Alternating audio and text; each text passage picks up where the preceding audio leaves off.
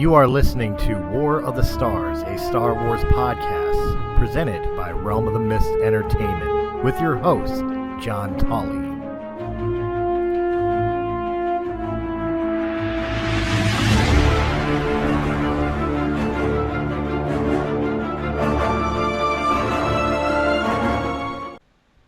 Hello, ladies and gentlemen. Thank you for joining us again. Unfortunately, the pilot is on crew rest right now. Mark Tolley can't join us. However, we have somebody joining us that, it's a guest the first time that I've done it. I've got Joe Cahill with me today, as always. How you doing today, Joe? I'm doing really good, Ray. How about you? I'm hanging in there. And now, to the guest. To the guest extraordinaire.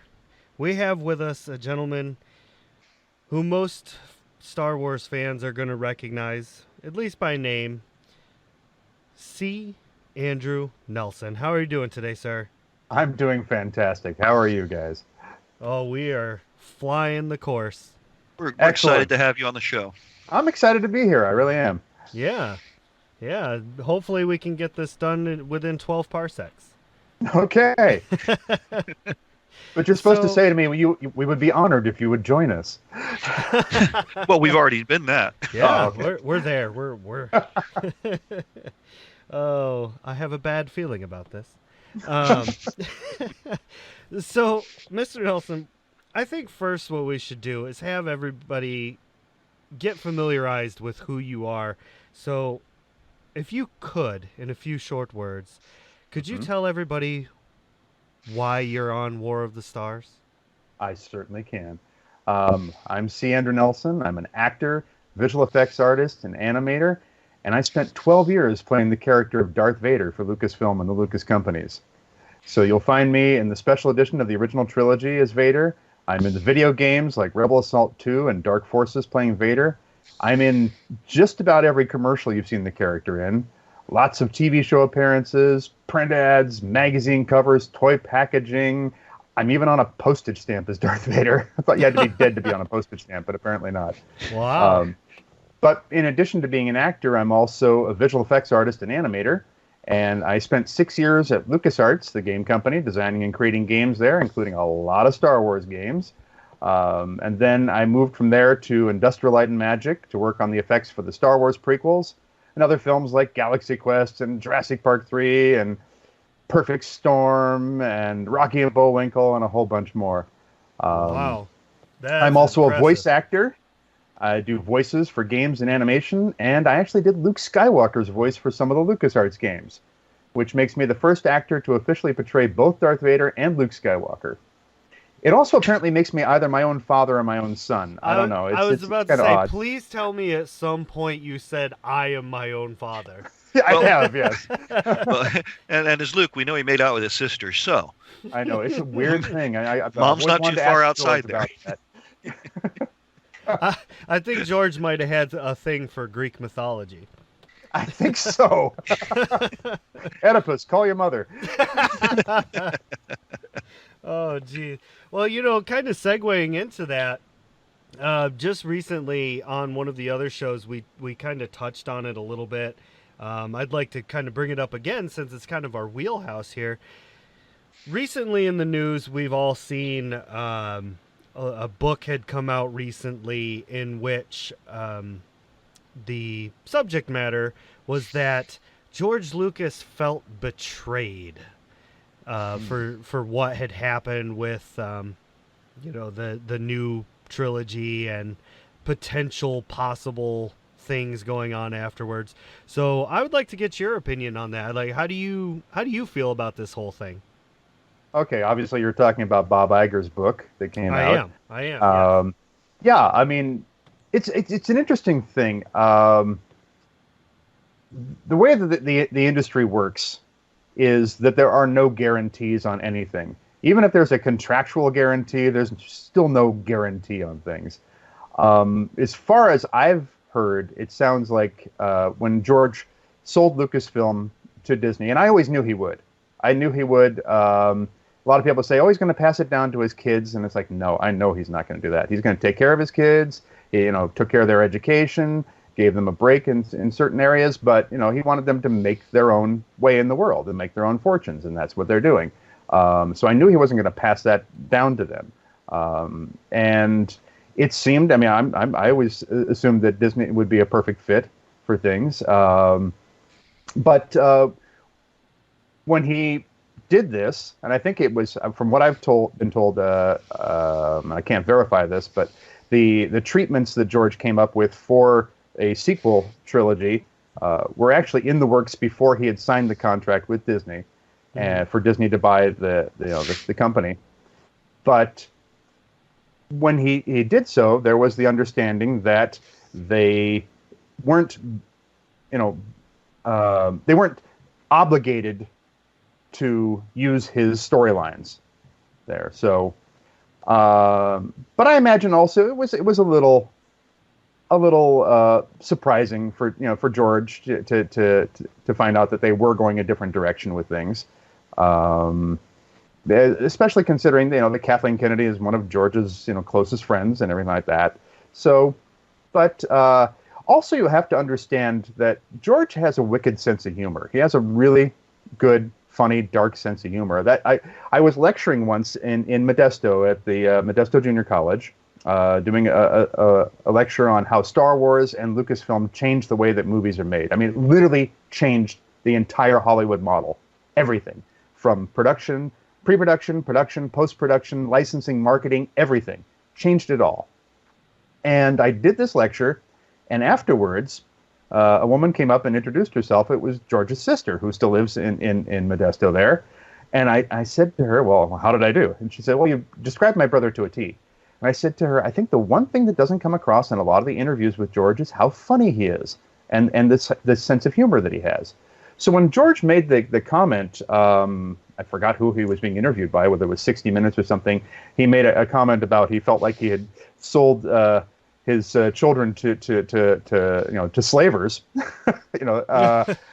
That was George's sense of humor. And I'm sure his wife Melody probably said, "You can't say that." But that's George's sense of humor. He does have that kind of sense of humor. There may have been a little bit of a sting in there as well.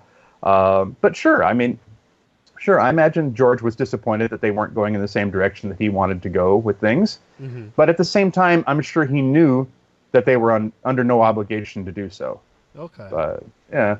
So you suspect that it was probably just taken out of context then? Maybe. I don't know. I mean, I wasn't a fly on the wall. I don't know, but it's possible that that even what Bob Iger wrote in his book is being taken, too seriously by some people and thinking, "Oh my gosh, George was completely betrayed." And it's like, I know. George is a smart guy. He's a very, very smart guy, and he knows how Hollywood works, and he must have known that they were under no obligation to use the storyline. Right. Disappointed, yes.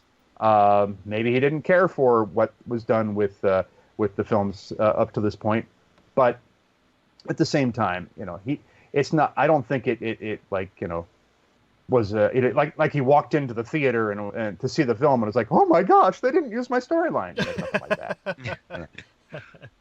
Well, we only have Iger's word on what was said. This could have been a big ploy to helping get more book sales. Sure.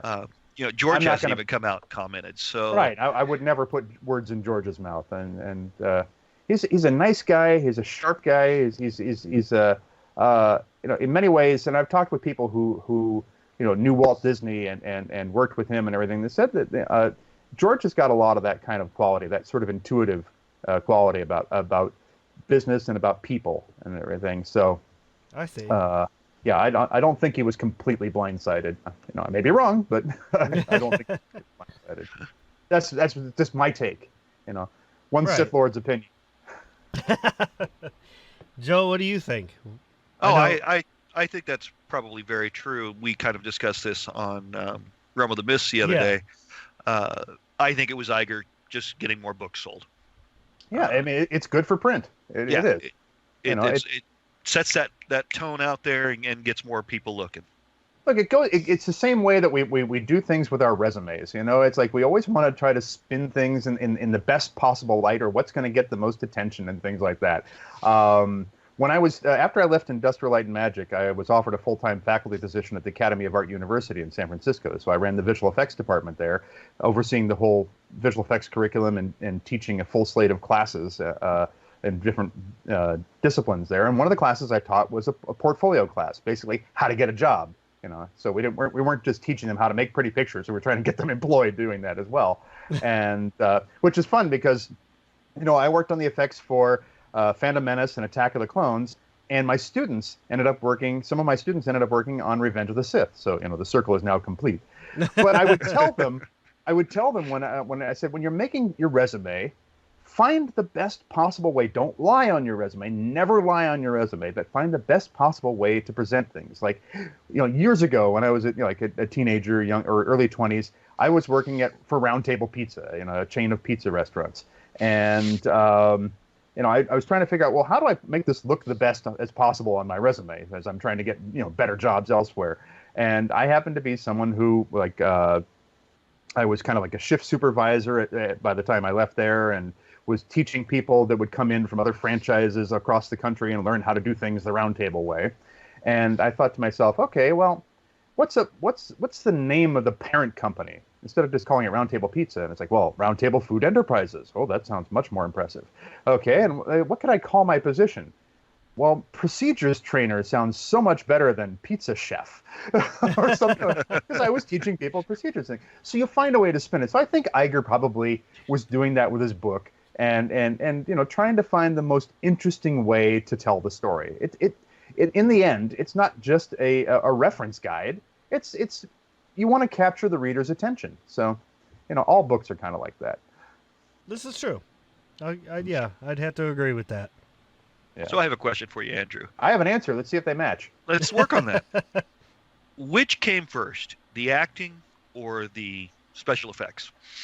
The acting came first. I started acting when I was 10 years old. I started off in theater and then eventually moved into film and television and commercials and games and voiceover and that sort of thing. But I started acting when I was 10 years old, and mainly because I was always fascinated with costumes. And so, you know, interesting that I end up wearing the most iconic costume in cinema history. But as a kid, I was like, you know, I liked it because it was like, you know, dressing up and playing make-believe and everything. And then somebody told me, what? Oh, they'll pay you to do that? Sure, sign me up. I'll do it. So, yeah, so I started off acting when I was about 10 years old. And then I started doing animation when I was about 12. I had a Super 8 film camera. Actually, my grandfather had the Super 8 film camera that I borrowed from him. Yeah, he didn't really get it back. But, and I was basically that kid. If you see J.J. Abrams' film Super 8, that was me. I was that kid in junior high and high school, always trying to make a movie and you know, I'm trying to get the cute girl to be in the movie and everything like that. You know, everything except for the aliens invading Earth. That was me as a kid. So I started off with stop motion animation and also doing cutout animation. I was trying to emulate stuff that like Terry Gilliam did on Monty Python's Flying Circus, that kind of thing. Mm-hmm. And then also I wanted to be the next Ray Harryhausen. I absolutely wanted to be the next Ray Harryhausen. He was my hero and my idol. And as a visual effects artist. And so I studied his stuff and I was doing stop motion and got to meet Ray, and he encouraged me and kept going at it. But then in the summer of '77, I saw this little film that came out, kind of an obscure science fiction film called Star Wars. Yeah, I remember that. I remember seeing that in '77. Yeah. So a few people saw it. And so I saw it in San Francisco, because I lived in the San Francisco Bay Area, and it was at the Coronet Theater, which sadly is gone now. But I remember it was about 3 weeks after the film had come out. So it was about just 6 days after my 15th birthday, and I had to stand in line to get a ticket, and we stood in line for hours, my friends and I, hours and hours to get this ticket. And that was just to get the ticket, and then we had to stand in another equally long line to get into the theater. But somehow I managed to get what I believe was the absolute best seat in the house. And that opening scene where the Rebel blockade runner flies right over your head, followed by that massive Star Destroyer, I looked up at the screen and I thought to myself, I want to do that for a living. Well, here's the problem. There was nowhere to go to learn how to do that for a living because those guys that were doing that, they were making that up as they went along. Guys like Dennis Muren and Richard Edlund and John Dykstra and those guys, this was all brand new territory. So there was nowhere for me to go to learn this stuff. So I actually dragged my father all around the San Francisco Bay Area to every comic book shop, every magazine stand, every bookstore, library, things like that, so I could find any interview with these guys, any tips, anything I could piece together. And then I started experimenting with my Super 8 film camera. And some of the stuff was impressive, and some of it was, not that good. But I learned each time. And, but then, I kept on acting. I was always acting. But I didn't get my first break until I actually got hired at LucasArts. I did one other little thing working on a game prior to that. A game, what was the name of the game now? Wrath of the Gods. Wrath of the Gods. It was sort of a point-and-click adventure game that used as close to full-motion video as they could get at that time. This was 1992. But that helped me get the gig at LucasArts. So that's awesome. That's such and then a I great learned story. a lot on the job at LucasArts, because when I first got hired at LucasArts, I was hired in the customer support department. I was looking for a foot in the door anywhere, and I had sent my resume around to every production company, every studio, every television station, every game company in Northern California, and got a lovely stack of rejection letters. Because the problem was I was answering all these ads, and I was contacting all these people using those books. They've got those resumes that knock them dead and cover letters that knock them dead. Anybody who's listening right now, if you've got those books, put them in the recycling bin right now. They're absolutely worthless. They teach you how to sound like everybody else, and that will not get you hired. So when I saw an ad, and this is before Craigslist and Monster and all these websites and LinkedIn that help you find jobs. This is before the internet, basically. In 1990, end of 92, I saw, or actually, no, it was January of 93. I saw an ad in the San Francisco Examiner Chronicle newspaper, in the classified ads, saying that Lucasfilm Games, they weren't even called LucasArts yet, they were called Lucasfilm Games, was looking for a customer support representative, a tech rep. So that was what I applied for. And so basically, if you bought a game and you couldn't get it to run on your computer, and you looked in the back of the manual and you found the 800 number and you called up and you were all really angry, I was the guy that answered the phone. I think I spoke with you.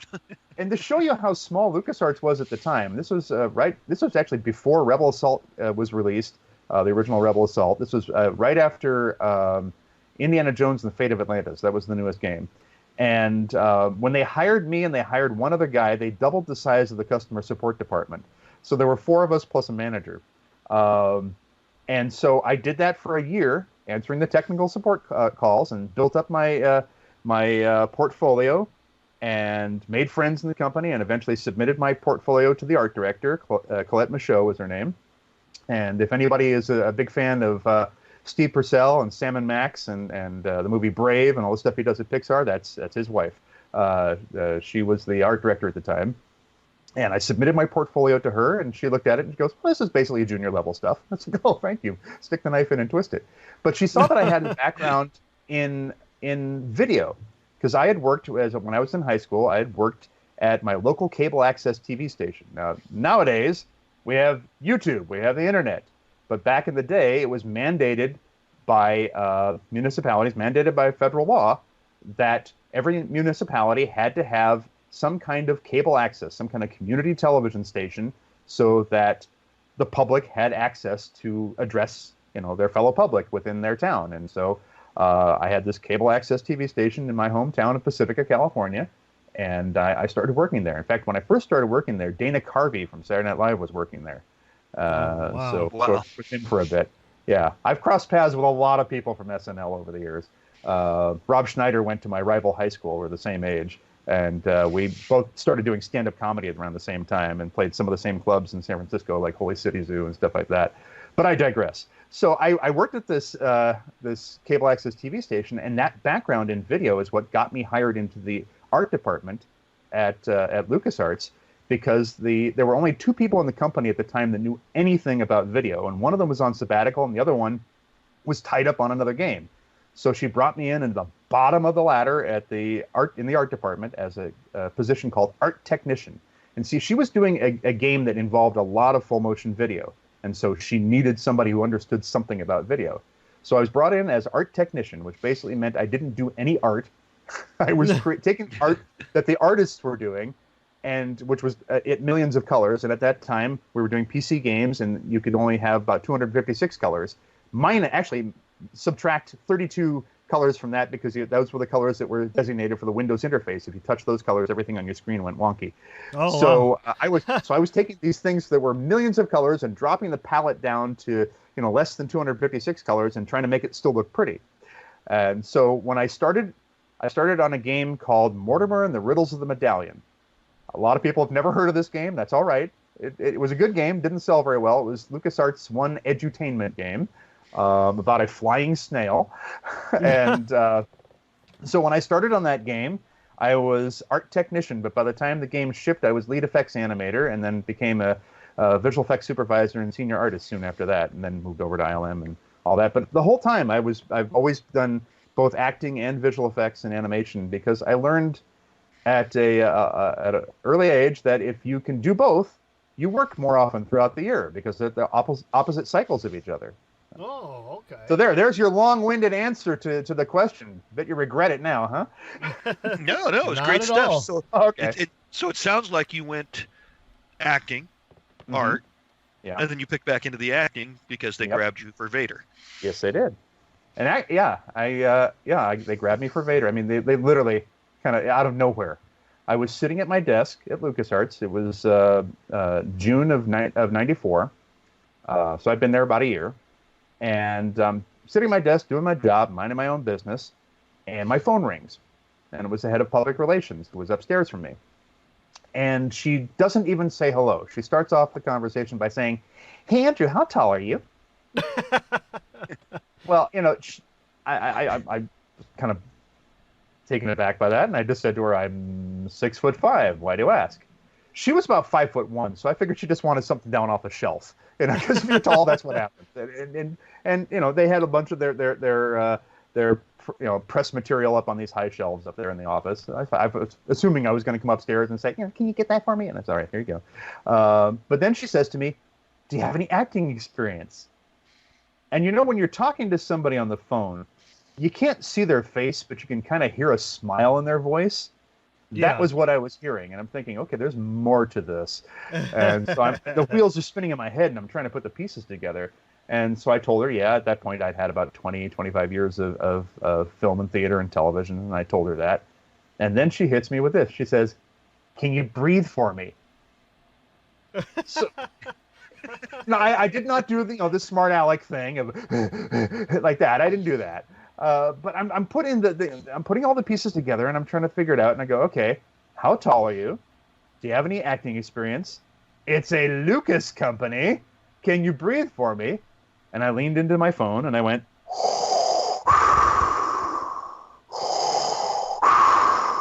like that. And then I go, all right, so what's going on here?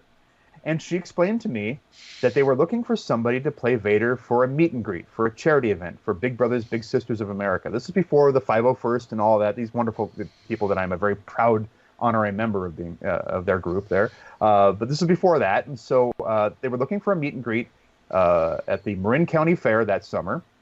The night before the fair opened, they wanted these kids from Big Brothers Big Sisters of America to have a chance to have their photo taken with Darth Vader. And there had been a guy that had been doing personal appearances as Vader for the company, but he'd left the company and he'd moved back to Michigan. Tom Bewley was his name. And so they knew I had a background in acting. This was all kind of like a setup and everything. So she said to me, I gotta call Don Bees. I know a lot of you probably know who Don Bees is. Modeler from the ILM model shop, archivist from the archives at Skywalker Ranch. Great guy, but I didn't know him at that point yet. So I called Don up at the ranch because he was up there, and he said, "Well, I'll tell you what, I'm going to be down at ILM this week, so why don't you come see me over at ILM?" I said, "Cool." So this is my first time going to ILM. And it's like I was right across the parking lot from ILM, working at LucasArts, but I hadn't been inside really. And so I figured it's going to be high security, things like that. So I'm walking up to one of the doors there, and I can see down the hallway through this door, there's the Darth Vader costume in this a plexiglass case.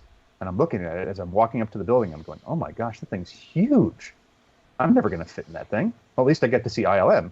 But I was expecting, high security and stuff, and hey, who are you? You can't come in here. It's restricted. That kind of thing. But I walk up. I had to flag people down. I was like, excuse me. I'm looking for Don. Who? Don Bees. Oh yeah, over there. So I find Don. I'm walking through the model shop here, and I'm seeing all these great stuff from Ghostbusters 2 and things like that, and Dragonheart. And so I finally find Don, and he says, "Hi, how you doing? Nice to meet you. You're not claustrophobic, are you?" No. So then he introduces me to Nelson Hall from the Island Model Shop, who's worked on so many different films and productions. And then Nelson says, "Hey, great to meet you. Nice to meet you. Hey, you're not claustrophobic, are you?" No, I'm not claustrophobic. And then they introduced me to Grant Imahara, which a lot of people know from Mythbusters. So Grant says, "Hey, great to meet you. You're not claustrophobic, are you?" Oh, At this point, I'm thinking, I don't know, maybe I am. So they give me the nickel tour, and they're acting like it's a done deal. And so we end up in that room where I had seen the Vader statue from a distance, and now I'm standing right in front of this thing, and I'm looking at it. And it's huge. And I'm going, I'm never going to fit into that. I'm never going to fit into that thing. And then Don tells me, "Oh, yeah, this is one we made for Planet Hollywood. It's a lot beefier than the real one." And I'm thinking, oh, whew. So then a couple days later, I had to go up to Skywalker Ranch and try on the actual costume. And so I tried it on. And I must say, it's a little disorienting when you first put it on, looking through the lenses of that thing. And so it took a moment to get used to it. And it's heavy as well. I don't know exactly how heavy, because it's 17 pieces if you include the lightsaber hanging off the belt. And you have to put it on very slowly. It takes about 45 minutes to get into it, because you want to make sure everything looks just right, and the lines of the surcoat are going straight up and down, and the chest box is in the right place. And that's why, God bless them. All the people that play Vader at the Disney parks and everything, but whoever's working those costumes, sometimes they get the chest box down around the belly button, and it's a chest box, not a gut box. So, but you want to make sure the costume's, in the right spot, everything is in the right place, and all the fingerprints are, removed off the helmet. So it takes about 45 minutes to get into the costume. It takes about 5 minutes to get out at the end of the day, because at that point it doesn't matter what it looks like. Right. It's hot, it's comfortable, and just get me out of this thing, turn it inside out if you have to. So I tried on the costume. It fit. We did that one event, and I just thought, oh my gosh, that's a once-in-a-lifetime opportunity. That's never going to happen again. I just thank God I had a chance to do it.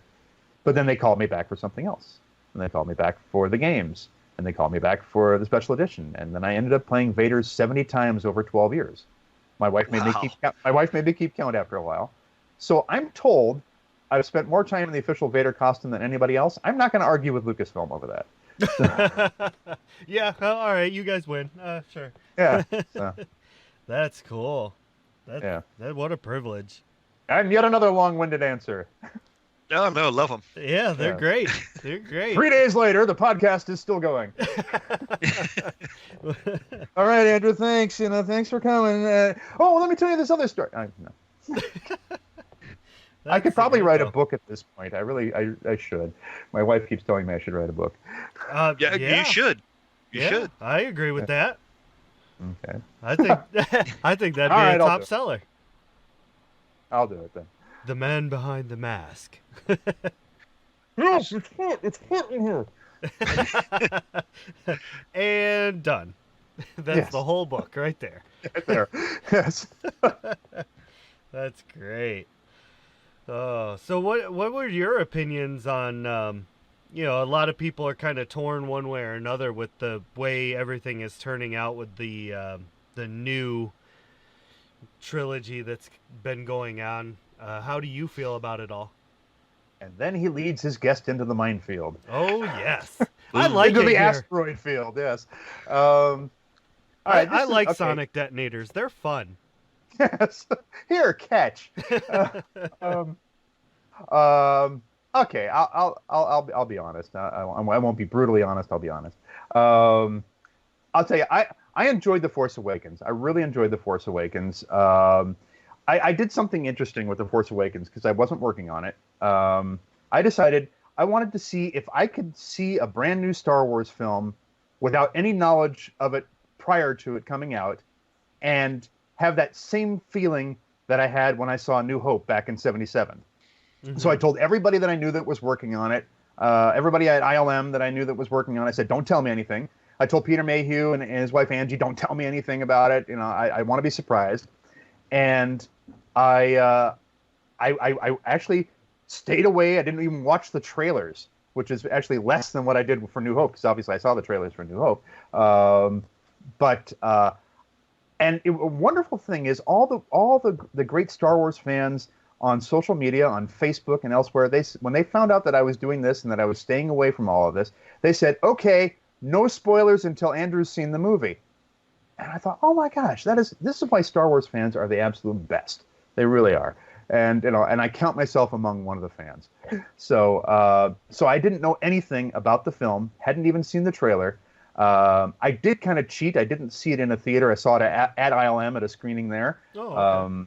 So I really enjoyed The Force Awakens. I loved Rogue One.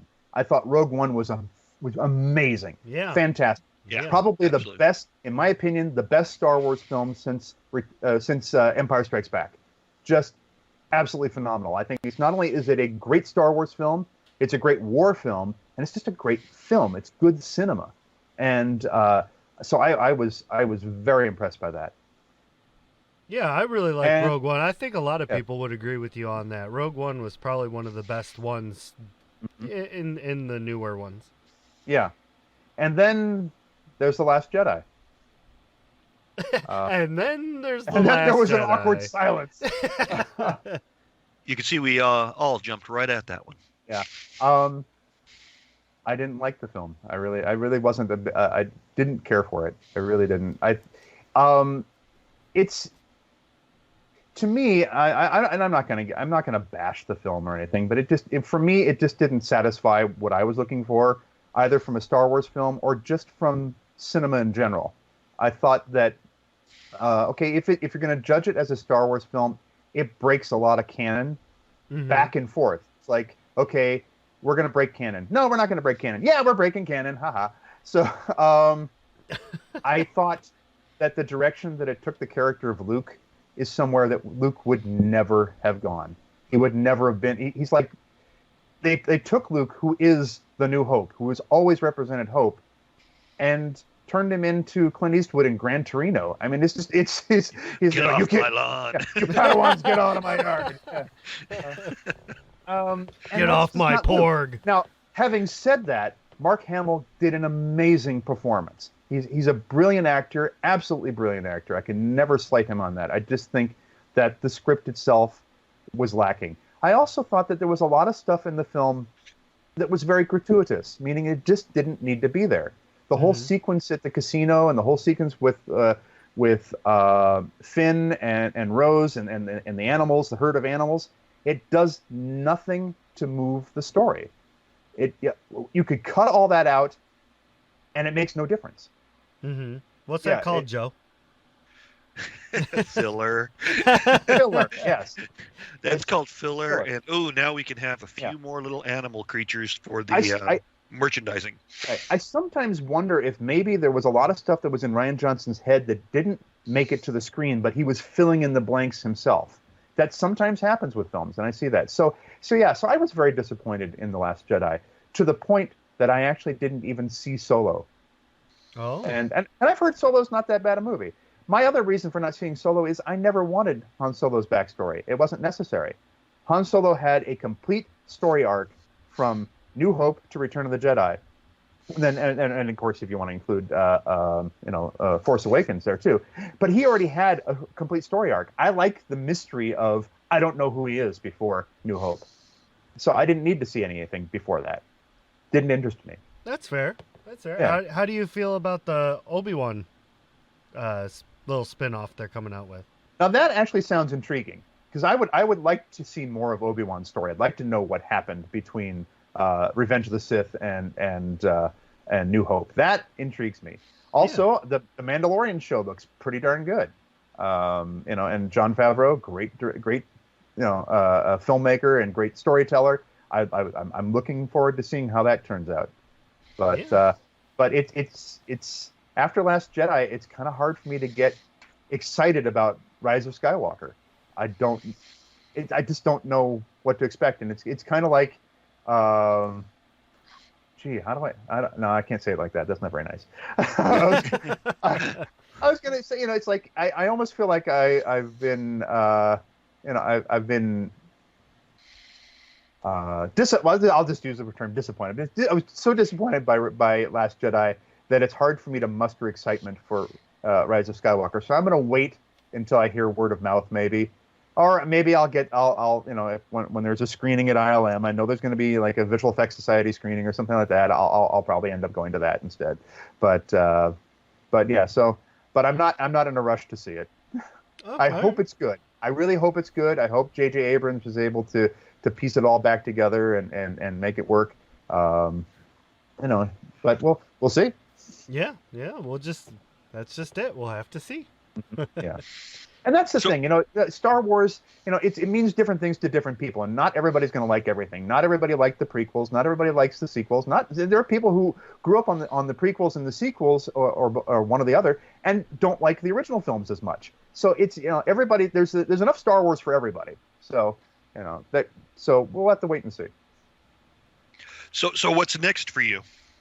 Oh my gosh! It's always something in the works. Right now, I'm actually working with a company called Theme Parkology. They produce a lot documentaries on various theme park attractions and theme parks, a lot of Disney stuff. And about a year and a half ago, my buddy Jerry Cornell, who runs that company, he contacted me and he asked me if I would edit his documentary on the history and making of the Pirates of the Caribbean attractions at the Disney theme parks. And of course I said yes. So I was the editor for that. I did all the animated titles for it and even did an interview in there talking about how influential Pirates of the Caribbean was, not only within the theme park industry, but the entire entertainment industry. People like Steven Spielberg and George Lucas have gone on record saying that they became filmmakers because they rode on Pirates of the Caribbean. It's a very cinematic attraction, and it's something that it's so cinematic that every time you ride it, you get a whole different perspective. You can ride that whole ride looking backwards in the boat and still get a full story, a full view. And it's because it was made by filmmakers. So it was a fun project to work on. And so now Jerry has asked me to do another documentary with him. So I'll be editing we're just about to start work on it. A documentary on the history of the 1964-65 New York World's Fair. And if you know anything about that, this is where Disney had been contacted to provide 4 pavilions for the attraction. And that then later ended up in the Disney theme parks. So It's a Small World was for Pepsi and UNICEF in the New York World's Fair. Great Moments with Mr. Lincoln was for the state of Illinois, had its pavilion there. And Carousel of Progress, which was first after the World's Fair, was first at Disneyland and then moved to Florida to Walt Disney World. That was part of the World's Fair then, and also something that was called Magic Skyways, which was the Ford Pavilion, which became the Primeval World diorama on the Disneyland Railroad. When you go around the park on the train, you see the dinosaurs. So it was a watershed moment in the history of audio animatronics that led to everything that we have now in the parks. And so it's a fascinating history, and we've got interviews with people like Bob Gurr, who was from Walt Disney Imagineering and designed a lot of the ride vehicles, and we've got Raleigh Crump interviewed, and a lot of these wonderful Imagineers.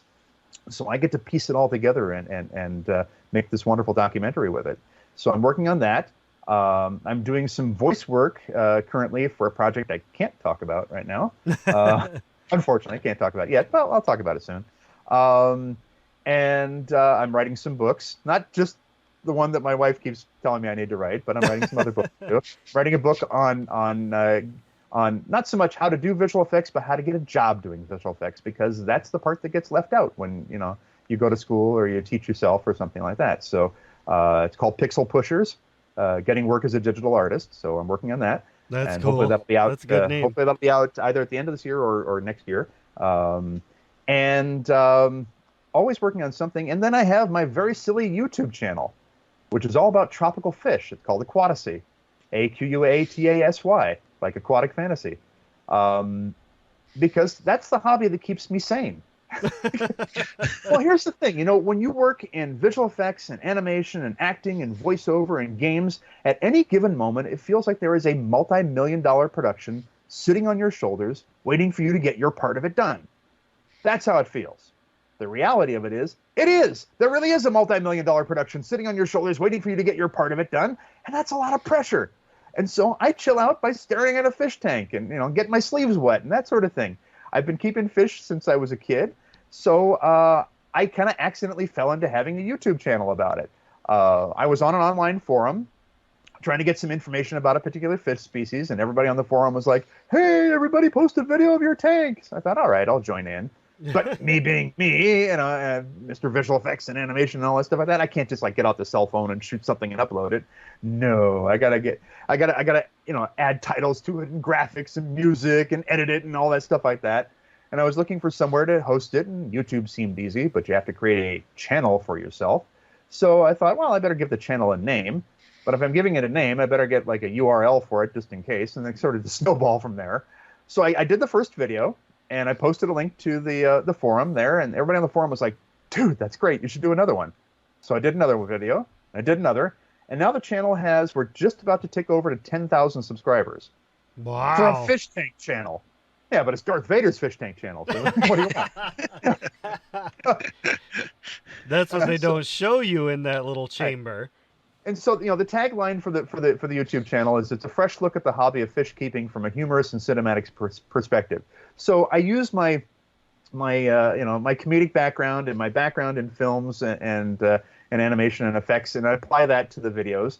So there's a lot of motion graphics, a lot of visual effects. There's not film quality, because I don't have the time to do it to film quality, but enough for YouTube. So during the whole Harlem Shake craze on YouTube, my fish did the Harlem Shake, and I caught them doing it.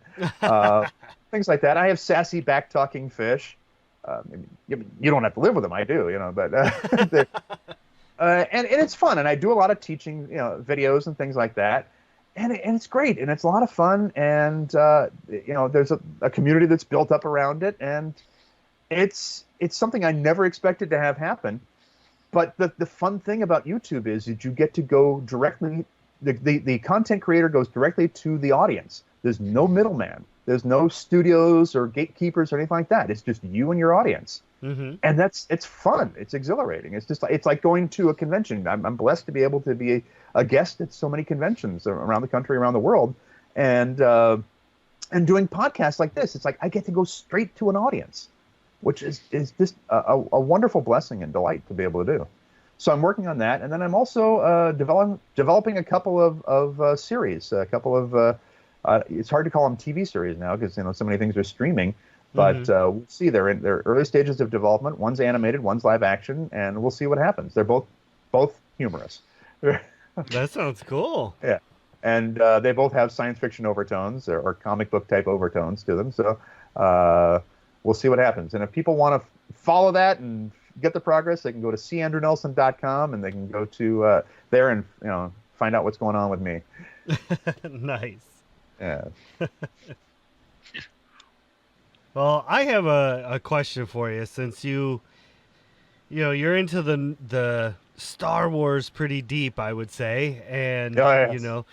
It sounds like your time is pretty well spent. But are you into anything more on the nerdier side, like Dungeons and Dragons or anything like that? It's funny. I used to try to play Dungeons and Dragons with my college friends, because it seemed like no matter what we did, we never got very far in the game. We were just so busy, just chit-chatting and doing stuff like that. So it was fun. I had a character that I had made up. I forgot what he was, but he was his name was Cheb Pelowick.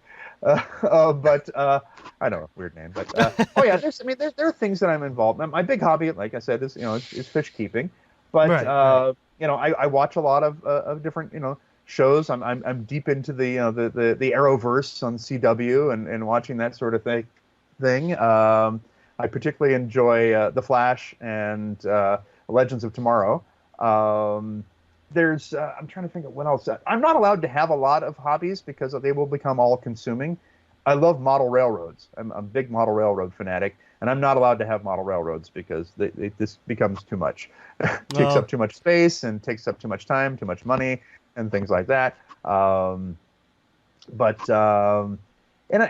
I don't know. It's I don't have a great deal of hobbies there, but I do kind of follow it, and I watch a lot of different YouTube channels about various nerdy stuff, and I'm always keeping track of what's going on in films and games and comic books and things like that. Partly because I'm a geek, I'm a nerd, and part of it is because it's the business, and so you keep track of that because that's also where you're going to get some jobs occasionally. So that's fair. That's fair. Mm-hmm. Cool. Yeah. Oh, well. Joe, do you have any other questions you would like to ask? Come on, don't be afraid. No, I'm just saying. Come to the dark side. Come to the dark side. I've been asking quite a few. Yeah. Go for it. You kind of mentioned the people you've come across and everything else, and I've had a lot of that same issue, the excitement. It's funny being from Modesto, Georgia's hometown. Right. How we have not had the film industry take off in town like we should have. Yeah, that is kind of peculiar. And there's no reason why it shouldn't. And I don't know if you've seen. I have a production company that I started a few years back. As a matter of fact, I have a sci-fi project. I just sent you the link to. You might want to check it out. Okay. Hint, hint, wink, wink. Yes. Wink, hello. Yes. It could be a lot of fun. I'll have my people call your people. Yeah, there we go. No, that sounds George cool. is I'll from here. check it out. Yeah. George is from here. You're from nearby, actually, Right, I believe. Yep, I'm from the San Francisco Bay I Area. grew up across the street from Jeremy Renner. Yep, that's right. Yeah. Timothy Oliphant was from here. James Marsters. It's amazing that we have not had this huge blowout. Yeah, and I don't understand why it hasn't happened, but you need to make it happen. I'm working on that. I have a couple of people who are also involved. Good. Wouldn't mind getting you involved in any way you would have, based on time. Yeah, I would love to. It's going to be fun. That's my whole goal. If it's not fun, that's the thing.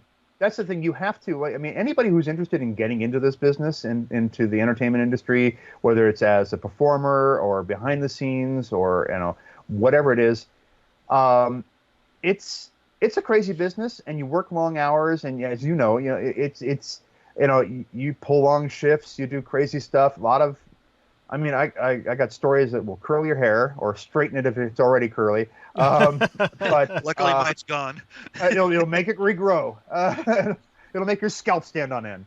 But it's a crazy business. But at the same time, you do it because it's a fun business, and there's a reward for it. I mean, people say to me, "Oh, it must be wonderful and glamorous to work in visual effects." And yeah, sometimes it is.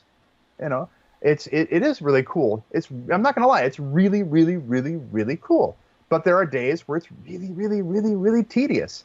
Yeah. If you're doing something where I was working on a Perfect Storm, and one of the shots I had to do was I had to do a sky replacement because the sky was nice and pretty and beautiful sunny clouds and everything like that. And so I had to trace the outline of Mark Wahlberg's head for about 1,200 frames. To isolate him from the background so we could make a new background go in there that looked like an actual storm. That's not exciting. It's not glamorous. But when you see the finished product and when you hear the audience react to the finished product and they don't even know there's any effects in there, that's the cool part. That's the magic. The greatest compliment that anybody can give you as a visual effects artist is, I didn't know there were any effects in that. That's the best thing ever. You mean they weren't on that boat out in that storm? Yeah. No, they weren't. Oh, not damn. even You close. just ruined the movie for me. I know. And also as an actor, too. I mean, there are long, long hours on set. There's, there's an expression in Hollywood that says, hurry up and wait, which means that everything seems to be, gotta go at a moment's notice, gotta go, but you're still sitting around and waiting and waiting and waiting. I shot a commercial one time for Taco Bell. It was a Super Bowl commercial played during the Super Bowl in '97. We shot it right at the end in December of '96, and it was the Feel the Force promotion, where if you got the little peel off sticker off of your drink or whatever like that, and you put it to your forehead, and it came up with it was like heat sensitive or whatever, came up with the right thing, and you could win a Hummer, one of the original Hummers, with Darth Vader's picture on it. And it was actually a picture of me as Darth Vader, by the way. So it was a 3-day shoot. And I remember that we shot it at this big, used to be an airplane hangar in Santa Monica, down by the Santa Monica Pier. It's huge, huge building. And we had it filled with extras. It was made to look like a movie premiere on some other planet. So it's Vader, 3PO, Chewbacca, R2, and a bunch of stormtroopers. And so the first day, my call time was 7 a.m. I get there, I get suited up about halfway suited up, just because you don't want to put the whole thing on until you're about ready to go. Until if they were going to give us like the 45-minute warning, then we get the rest of it on, and then be ready to go, and just wait and just put the head on at the last minute. So I'm waiting, and all day they're going, okay, be ready, we're going to get to you in just a moment. We're going to get to you in just a moment. We're going to get to you in just a moment. So it gets up to about 12, and they go, okay, that's lunch. All right, fine. So after lunch, they're like, okay, be ready right after lunch because we're going to get right to you. They never got to me that whole first day. So I'm half suited up as Vader, and I never got to me. Second day, same thing, from 7 a.m. up to lunch. Okay, that's break, lunch. Then after lunch, it's like, we're going to get to you right after lunch. They didn't get to me until about 2:30 in the afternoon. So we finally shot. We shot for the rest of the day with me. And then they needed one shot on the third day. They needed a close-up of Vader's boot. And, of course, the production company was saying, well, can you just leave the boot behind? And it's like, no, if you want the boot, you have to take Andrew. That was Lucasfilm saying, he's the boot. So I waited around all day on set. I never even touched the costume. We didn't even unpack it out of the crate, out of our shipping crate. And I still got paid all 3 days. So. Oh, wow. But, at union rates and everything. So, and got lovely residuals from that too, nicely. But that's the way the business is. You can wait. There's hours and tedium. So if you want to get into this business, you have to keep that in mind. It's fun, but there really should be a business. There should be a film business in Modesto. I think you've got the right weather to do, like, if you're going to do any kind of outdoor stuff, shooting and things like that on a back lot. And lots of studio. There should be room for studio space. And there's talent there. Yeah, cost. There's wonderful spots to do locations. Yeah, and up and down this valley. Yeah, and it's located close enough to the Bay Area that you can get there in like an hour and a half or whatever.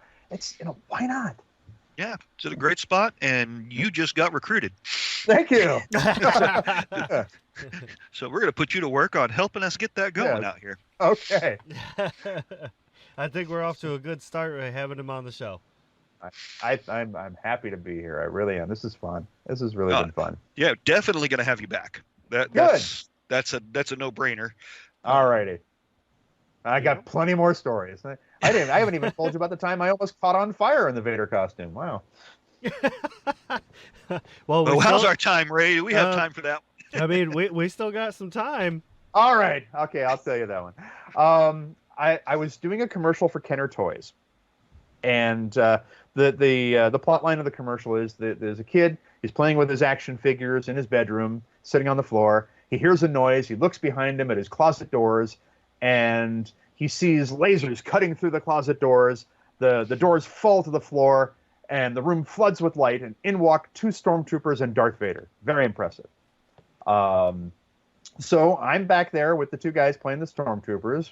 And we're getting ready to shoot, and they got the thing really pumped up with light back there to flood the room to get that really impressive thing, and they got the fake smoke going through there and all of that, and even through the back of that thick helmet, and it's a thick helmet, I can feel the heat from these lights because they're that close to me, and I'm going, wow, that's really uncomfortable.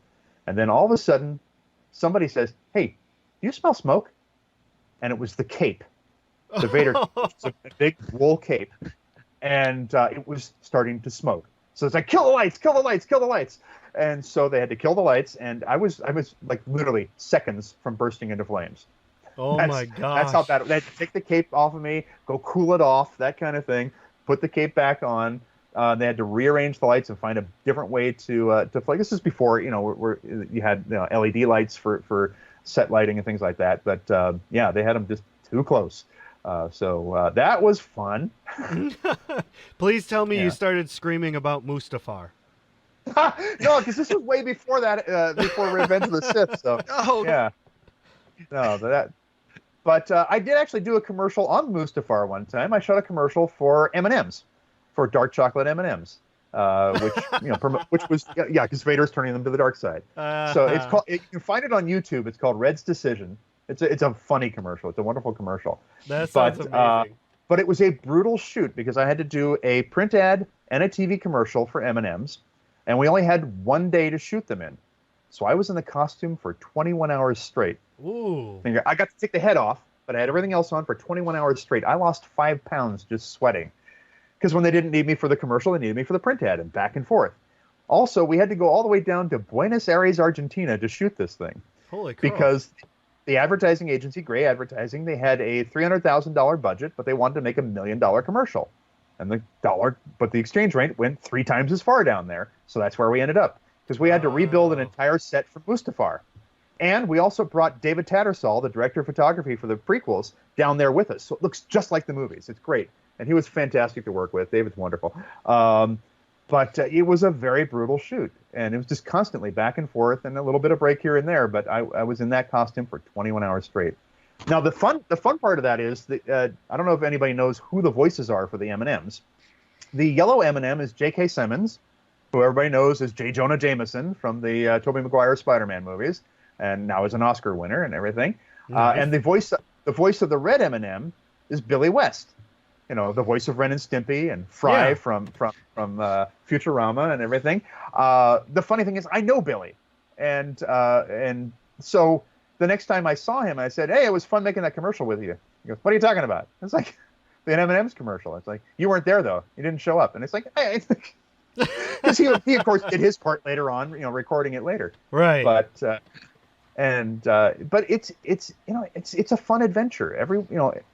I'm very fortunate and very blessed to be able to do what I do for a living. I tell people I'm an ordinary guy who gets to do extraordinary things, and I don't take it for granted. I never do. That's one reason why I do conventions. That's why I do signings. That's why I raise money for the Starlight Children's Foundation and things like that. I say it's because I spent many years on the other side of the table at conventions, before I was ever asked to sit down on the side with a chair with a handful of Sharpies and a stack of 8x10s. And I never lose sight of that.